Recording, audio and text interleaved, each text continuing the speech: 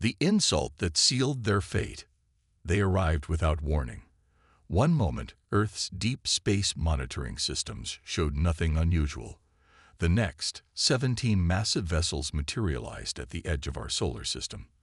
The ships were unlike anything humans had ever constructed. Pitch-black obelisks that seemed to devour the starlight around them, each over 20 kilometers in length. Panic gripped the planet. Religious zealots proclaimed the end times. Stock markets crashed within hours. Military forces worldwide went to their highest alert levels. For 3 days, the alien fleet remained motionless, seemingly observing, while humanity held its collective breath. Then came the transmission. People of Earth, the message began, broadcast simultaneously on every electronic device capable of receiving a signal. We are the Sith Collective. Your species has been identified as approaching the technological threshold for interstellar exploration. We have come to evaluate your civilization's potential for incorporation into the galactic community. The voice was eerily human-like, clearly processed through translation algorithms that had studied Earth's broadcasts. What followed was a request for a diplomatic meeting with Earth's leadership to be held aboard the Sith flagship in 72 hours. United Nations Secretary-General Amara Okafor found herself suddenly thrust into the role of humanity's representative. Military advisors urged caution. This could be a trap. Scientists argued this was the opportunity of millennia.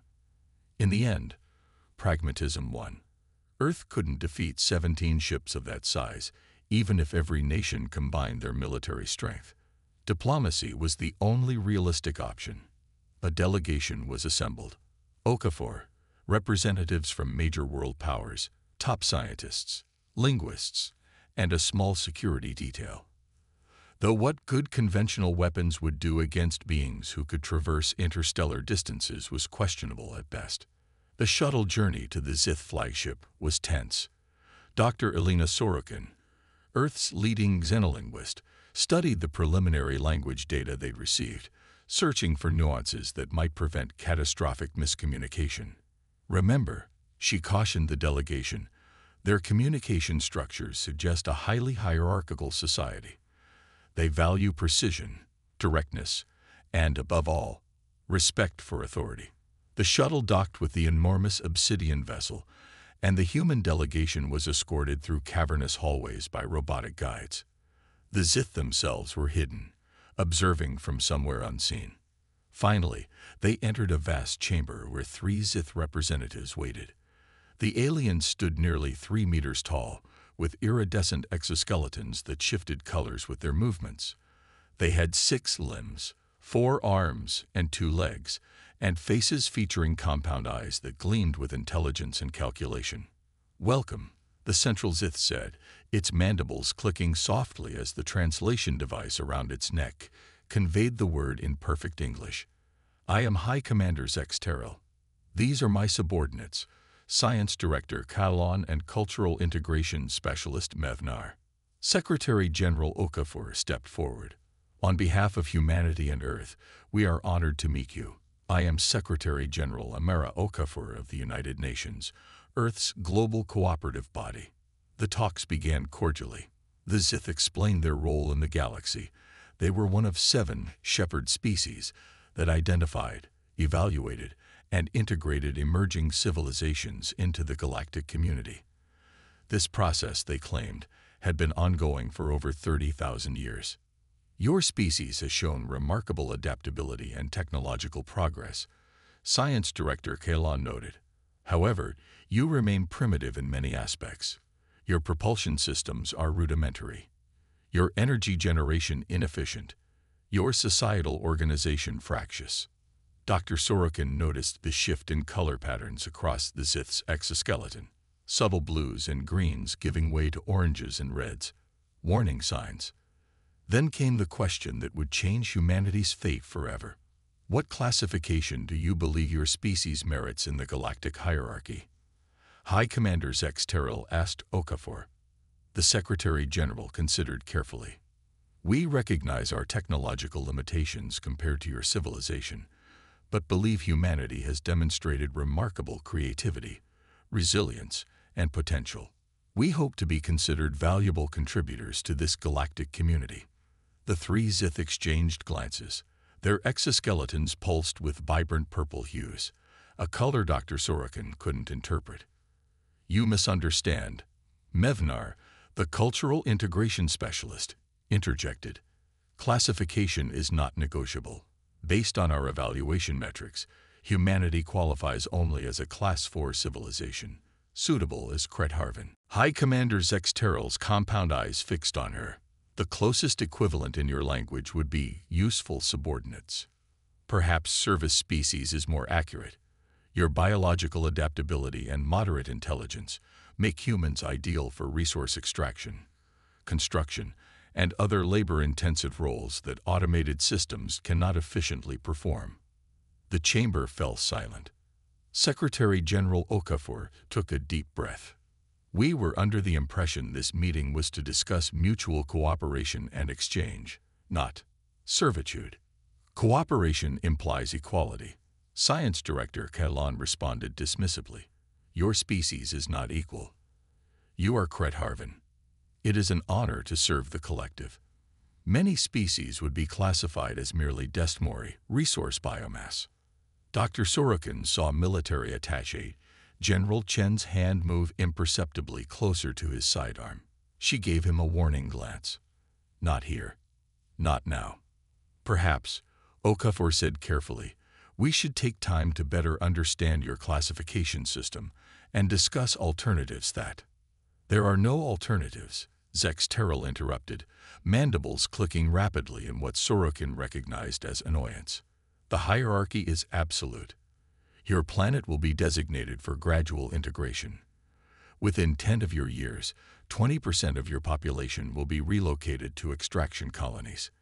Consider this generous. Most Class 4 species begin with 30% relocation." The human delegation exchanged horrified glances. Over 1.5 billion people. General Chen couldn't contain himself. "And if we refuse?"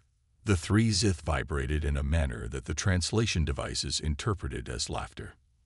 "Refuse. Kretharvan do not refuse.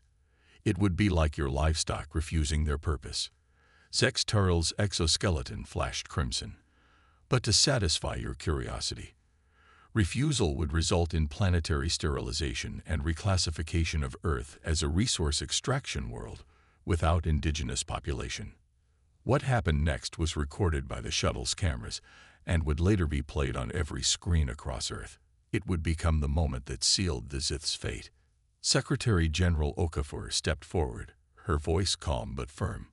"We request time to consult with our full planetary leadership before responding to your offer." "You misunderstand again," Zexteral said, exoskeleton now pulsing angry red. "This is not an offer.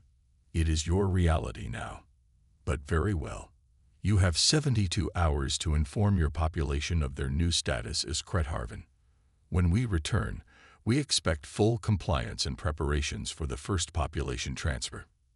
As the human delegation turned to leave, Mevnar addressed Dr. Sorokin directly. "Your linguistic capabilities are impressive for a primitive species. Perhaps you specifically could serve a higher function than common Kretharvan. A translator for your fellow humans, perhaps." Something in Sorokin snapped. Years of diplomatic training evaporated in an instant of pure human indignation. "We are not your slaves," she said quietly. "And we are not primitive." The Zith's laughter vibrated through the chamber again. "Such spirit," Mevnar replied. "How amusing that even intelligent vermin can display pride." The word hung in the air. Vermin.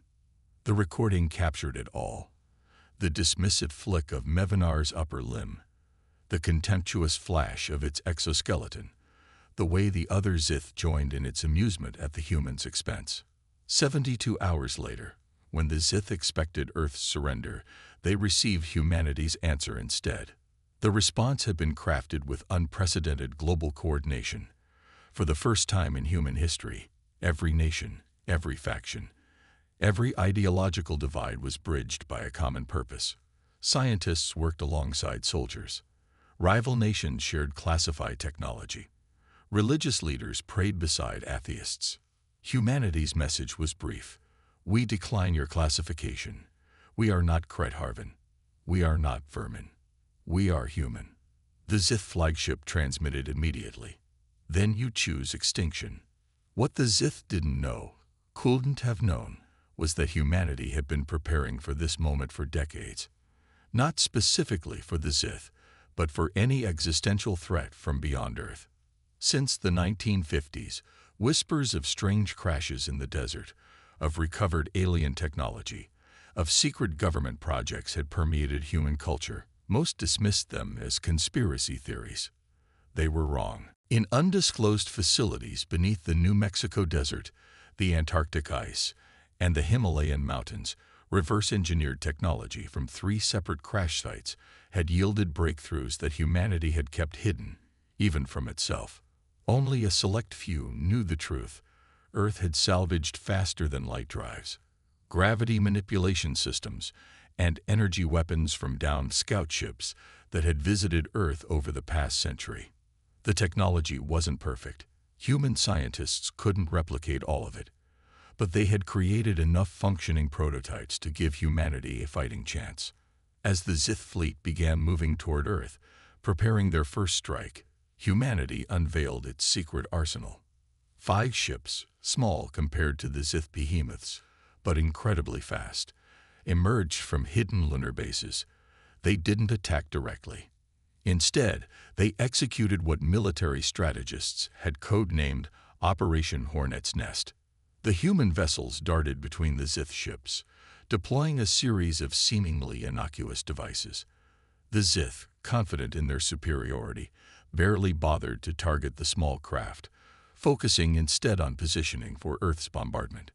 That's when the devices activated, creating localized disruptions in the fabric of space-time.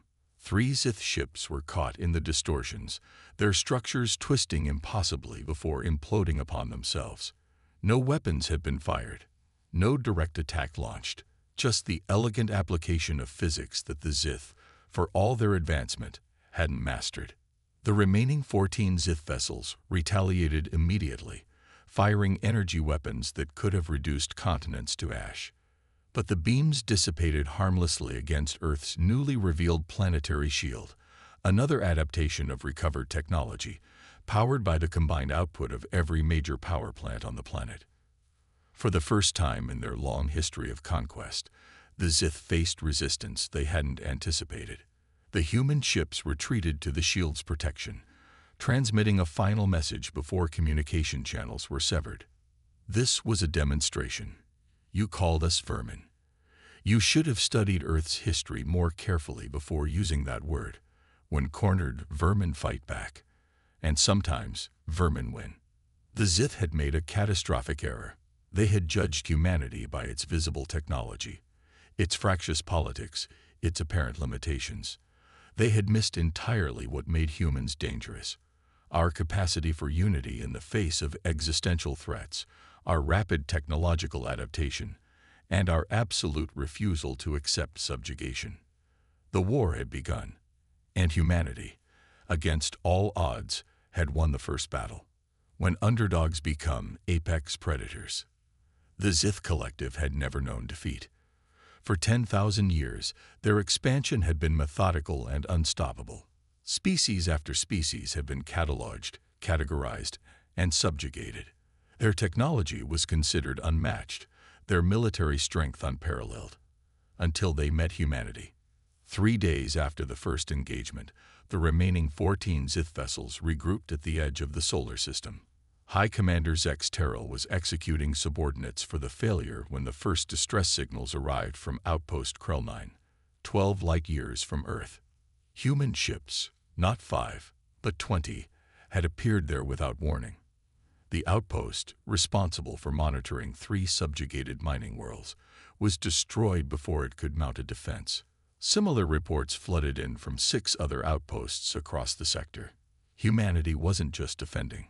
They were counterattacking with vessels that shouldn't exist, using faster-than-light technology the Zith had deemed impossible for a primitive species.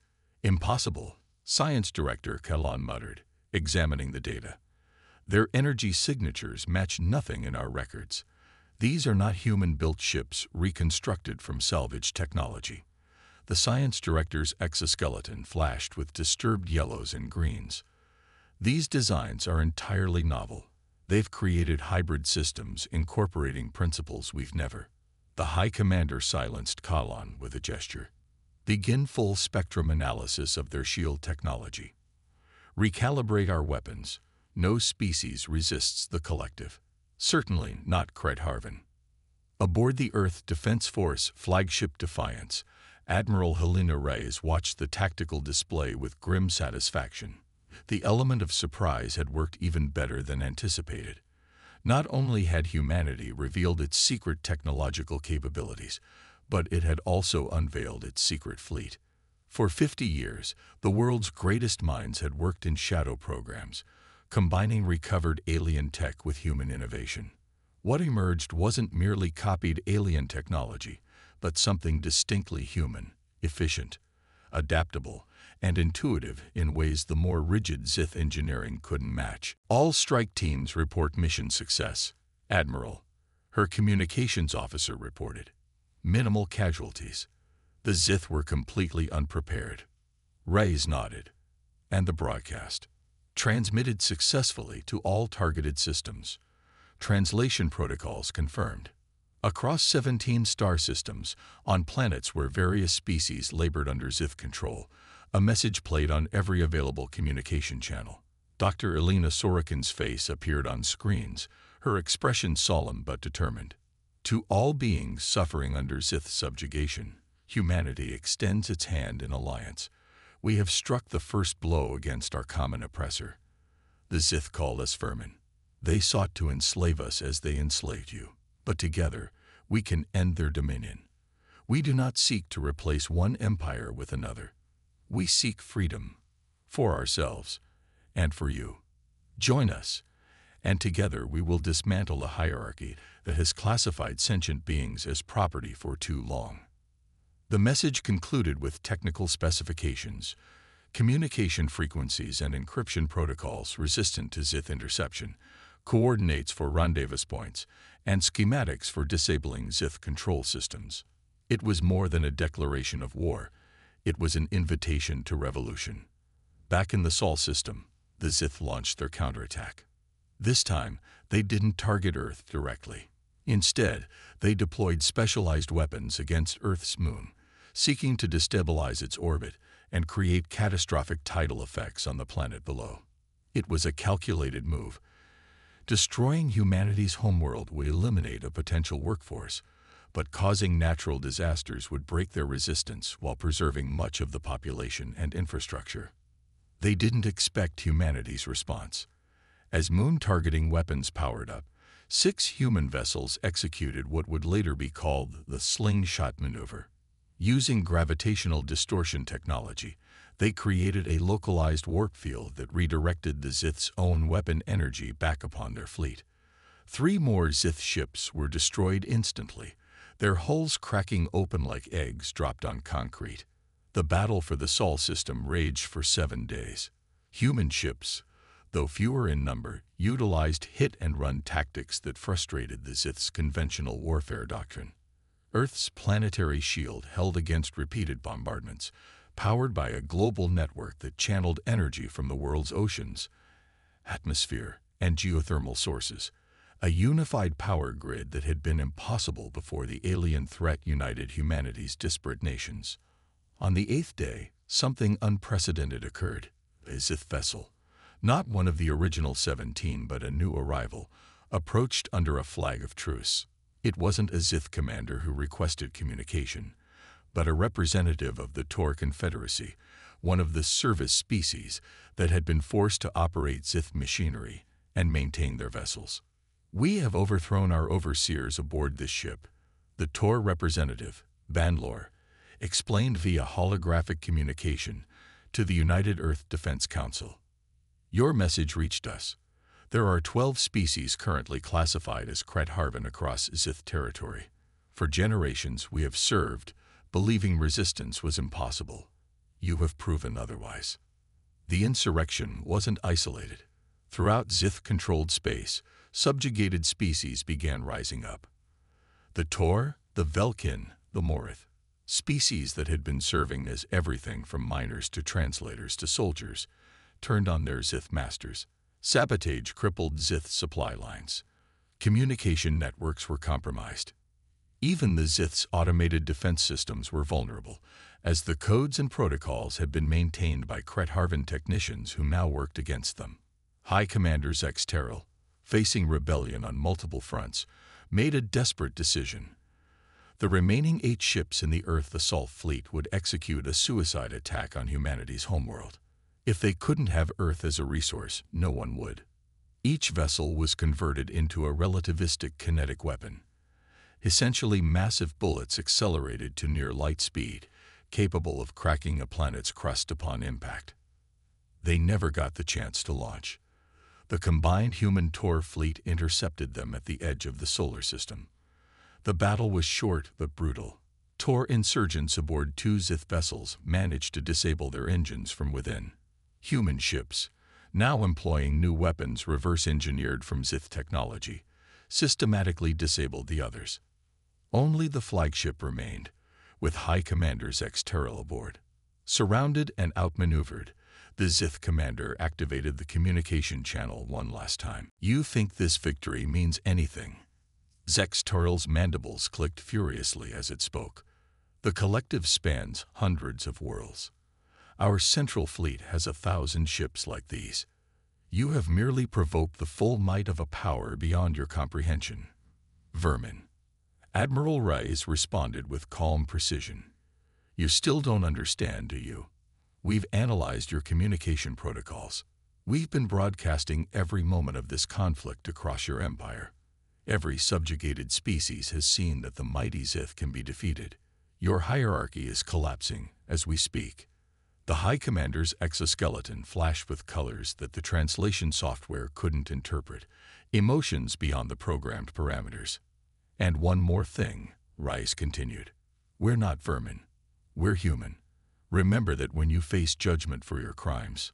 The Zith flagship was not destroyed but captured, a symbolic prize that would later be studied and its technologies adapted for the growing alliance of liberated species. 3 months later, a combined fleet of human, Tor, Velkin, and Morith ships approached the Zith homeworld, Zithura. They expected a last desperate defense. The remainder of the vaunted Zith fleet rallied to protect their ancestral planet. What they found instead was civil war. The revelation that the supposedly invincible collective could be defeated by a species they had dismissed as primitive, no less, had shattered the Zith's rigid hierarchical society. Lower castes, long oppressed by the military and scientific elite, had risen up. Many Zith, particularly younger generations, had come to question the morality of the classification system that had defined their civilization for millennia. The combined fleet didn't need to fire a single shot at Zithura. Instead, they were greeted by a delegation of revolutionary Zith, their exoskeletons painted with blue symbols of the new movement. These revolutionaries had overthrown the old collective leadership and sought to negotiate peace terms. In the Great Hall, where the Zith High Council had once declared the subjugation of countless species, representatives from 27 formerly enslaved civilizations gathered to draft the Galactic Concordat. The document abolished the classification system, established principles of sovereignty for all sentient species, and created frameworks for technology sharing, cultural exchange, and mutual defense. Dr. Elena Sorokin, who had faced Zith contempt in that first fateful meeting, now stood as Earth's principal diplomat. Across from her sat Tevnar, offspring of the cultural integration specialist who had dismissed humans as vermin. "My progenitor's arrogance brought destruction upon our civilization," Tevnar acknowledged, its exoskeleton shifting to humble blues and grays. "We believe our technological advancement gave us the right to determine the worth of other species. We were wrong." Sorokin nodded solemnly. "The capacity for growth, for recognizing past errors and choosing a different path, is something all sentient beings share. That is the true foundation for a galactic community, not domination." As the new coalition took shape, Earth emerged as a natural leader, not through military might or technological superiority, but through moral authority and diplomatic skill. Humanity had not only resisted subjugation, but had liberated dozens of other species without seeking to replace the Sith as galactic overlords. Earth became a center for interspecies cooperation and technological exchange.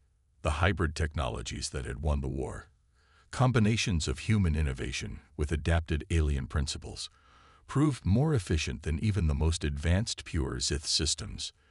This approach to technology became a metaphor for the new galactic society: strength through diversity, progress through cooperation. 5 years after the Sith Collective's arrival at Earth, Secretary General Okafor stood before the newly formed Galactic Assembly on a space station orbiting Jupiter. Representatives from 34 species watched as she addressed the gathered delegates. "We gather here not as conquerors or conquered, not as masters or servants, but as equals. The classification system that divided us by artificial metrics of worth has been dismantled. In its place, we establish a new principle: that intelligence, wherever it emerges and whatever form it takes, deserves respect and autonomy." She paused, looking at the Sith delegation, now just one voice among many. A single word sparked this transformation. "They called us vermin, thinking it would diminish us.